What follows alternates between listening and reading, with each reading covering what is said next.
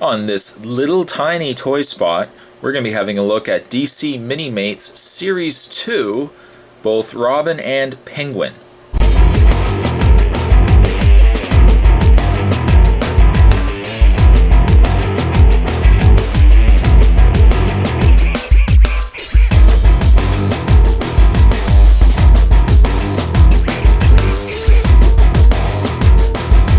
And I know it's been a while since I've done a couple of Mini-Mates, especially of the DC variety.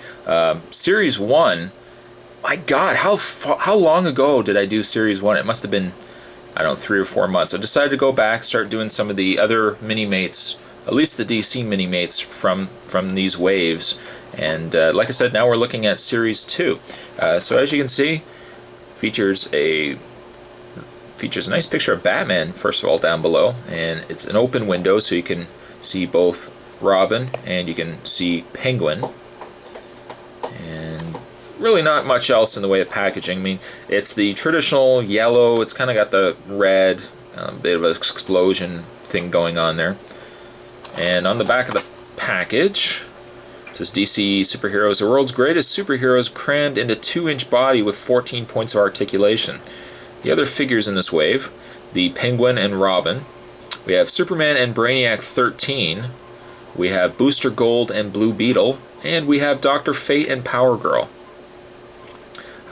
There's always generally only four sets per each wave. So, I mean, obviously you can see there's four figure sets here.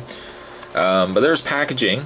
Not really much to say on packaging. What we'll do is we'll get these guys out of their package. My cat was just playing there.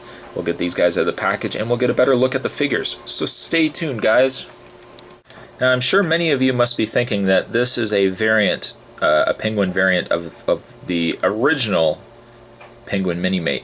It is actually, in fact, not a variant. This is the color they decided to go with for the Penguin Mini-Mate. And this lies my biggest problem with this set. I don't know why they would have opted to go with a white Penguin. He has been white, but I mean, for I think any person out there that thinks Penguin, they probably automatically start thinking, you know, black suit, black hat, or, you know, gray hat, or something along those lines. They don't tend to think white. I don't know really what they were thinking and why they decided to go with white, because I think right off the bat that ruins this character. You can notice as well that they've given him, he has a standard Mini-Mate body, and they've just applied the fat suit, as you can see, the little fat suit over top of it to make him look, you know, a little larger than what he would be.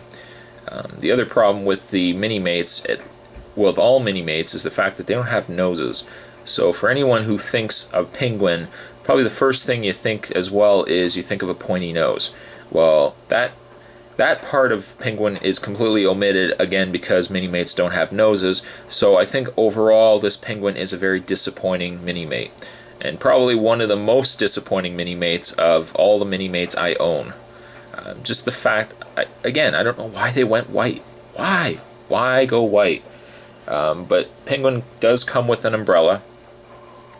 I don't think that really saves this Mini-Mate at all, but he does come with an umbrella that you can have him hold if you so wish.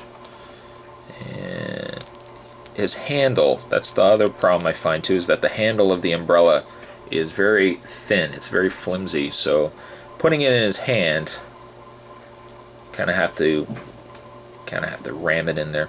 But there's Penguin. You can also remove his hat.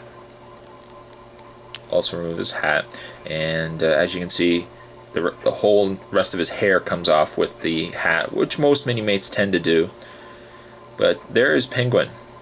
Very disappointing. I would say Robin is a little less disappointing than the Penguin.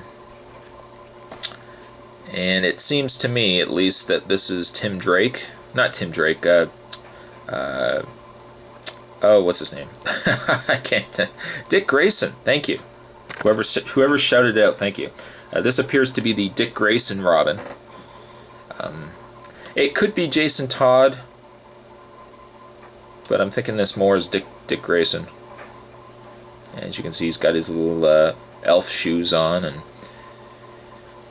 As well as Penguin, you can remove his hair. And if you really would want to put the hair on Penguin, you can do that as well. And Robin here. Oh, see, Penguin. He's so disappointed in himself, he said, you know what, I'm out of here. He just passed out. But Robin comes with a little tiny Batarang here. You can put in his hand. Very small, much like all other Minimate accessories. Guaranteed you're going to lose this unless you put it into a bag or something like that. Now, I won't do it with Penguin because, to me, again, he's just a disappointing figure. But the articulation, much like every other articulated Minimate, it has the movement in the head. You can move left and right. You can kind of move it up and down, not really that much though. You can move the arms in and out, front to back. You can bend the elbow. You can rotate the hand. You can rotate the waist. You can move the legs in and out, bend the knee, and you can also rotate the foot.